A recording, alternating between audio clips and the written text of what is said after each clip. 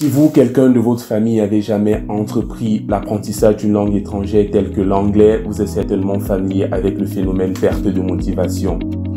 Les premières heures, les premiers jours, les premières semaines, dépendant des personnes et des personnalités, sont super excitantes.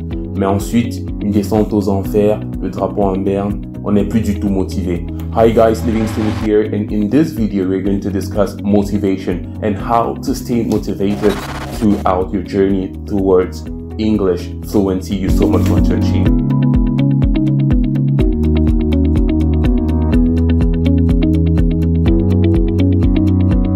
Comme je te l'ai dit, aujourd'hui on parle de motivation, perte de motivation, remotivation. Mais avant qu'on entre dans le sujet, est-ce que tu peux me dire ce que c'est que la motivation?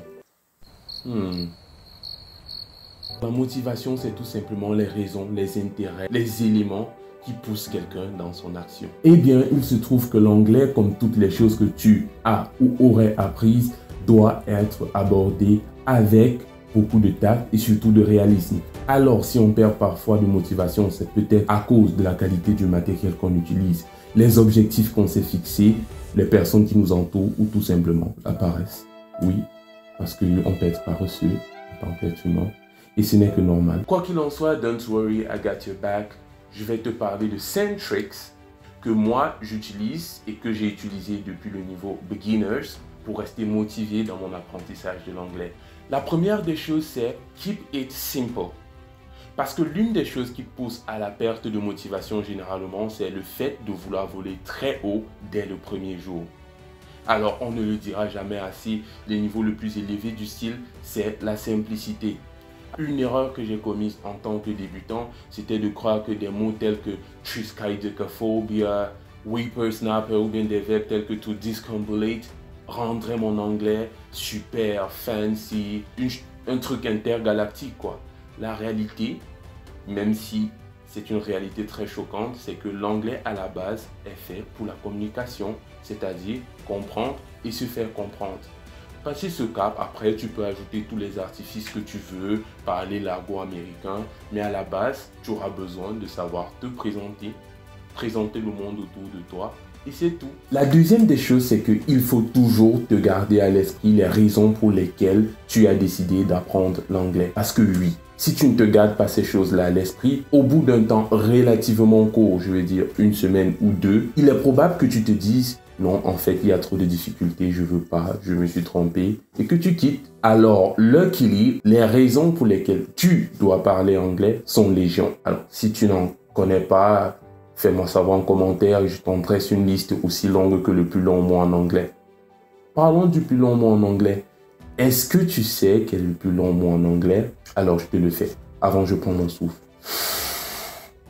Alors, le plus long mot en anglais, il est super long. Il fait 45 lettres. C'est Pneumono-Ultramicroscopic Silicovolcanoconiasis. Je ne demande pas ce que ça veut dire. Je ne sais pas. De même que je ne sais pas trop à quoi ça sert dans ma tête. Mais tu pourras prendre ce mot et surprendre et épater tes potes avec. Le troisième trick, c'est définis-toi des objectifs réalisables. Because yes, if you don't know where you're going, chances are you never get there. Ils doivent surtout être réalisables parce que si au bout de la première semaine, tu te dis « Je dois parler anglais comme Barack Obama ou faire du rap autant qu'Eminem », ce sont des objectifs, c'est bien. Mais entre nous, est-ce que c'est réalisable? Je ne crois pas. Ce n'est pas réalisable. Ce que tu vas faire, c'est te fixer des objectifs à court, à moyen et à long terme. Je te fais un exemple.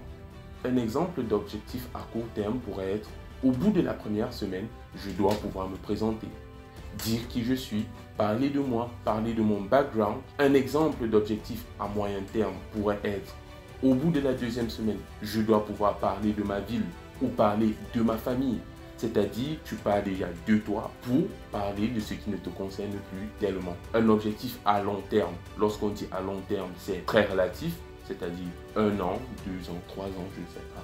Ou l'objectif de toute une vie, c'est être capable de parler tel que les grands maîtres de la rhétorique, tels que Barack Obama, je l'ai cité tout à l'heure, Winston Churchill et d'autres, ou bien même parler anglais comme ton professeur d'anglais, ou pas. Ça dépend si tu l'apprécies ou pas. Quatrième trick, tu dois t'entourer des personnes qui ont le même objectif que toi. c'est-à-dire parler la langue anglaise. Alors tu vas certainement me dire, je vis dans une zone où je suis le seul qui a cet objectif-là, ou bien, eh bien aujourd'hui le monde est, heureusement pour nous, un village planétaire. Que ce soit sur les réseaux sociaux, que ce soit en présentiel, tu auras toujours des personnes avec qui tu peux partager tes objectifs et avec qui vous pouvez vous soutenir mutuellement pour la réalisation de ces objectifs-là. Au bout du compte, le faire aiguise le faire, c'est-à-dire que en vous aidant mutuellement, vous parveniez à vos objectifs respectifs. Étant seul, dis-toi que tu vas te sentir très vite, très seul, et puis ça pourrait causer une grande perte de motivation et une dépression sinon. Apprends de tout ce que tu as autour de toi. Ça, c'est le 5e trick. Parce que, en fin de compte, l'anglais est partout. Sur les boîtes des produits que nous achetons au supermarché, dans les musiques que nous écoutons, dans les films que nous regardons, dans les articles que nous lisons sur Internet, il y a de l'anglais. Alors, de moins en moins dans ton livre de grammaire, essaye d'apprendre à travers les choses autour de toi. Parce qu'après, il est plus frustrant d'aller apprendre le conditional dans un livre de grammaire que d'écouter une musique de Women of Faith, Jennifer Lopez, je ne sais pas trop ce que tu écoutes, mais l'essentiel, c'est qu'à la fin, l'apprentissage devienne un peu plus fun. Okay guys, let's wrap it up. 5 ways to stay motivated while learning English. Keep it simple. Keep in mind the reasons why you want to learn English. Set achievable goals. Surround yourself with people with the same goal than you. And learn from everything around you. Now, let's call it a video. Don't forget to like, subscribe, share. See you for the next video.